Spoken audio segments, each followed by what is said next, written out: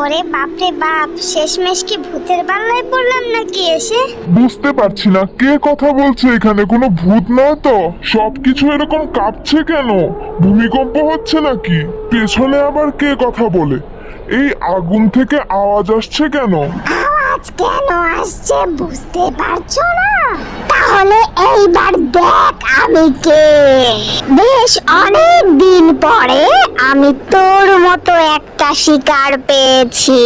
ওরে বাবারে, কি বলে আমি শিকার? তো তার মানে তো আমাকে খেয়ে ফেলবে। এই তুই কোথায় যাচ্ছিস? দাঁড়া বলছি, আমি তোকে খাবো। বাবারে, আমি এক্ষুনি পালাই। কি কি বলছিস তুই? পালাবি? আমার হাত থেকে রক্ষা পাওয়ার কোনো উপায় নেই। আমি যাকে একবার ধরি তাকে আমি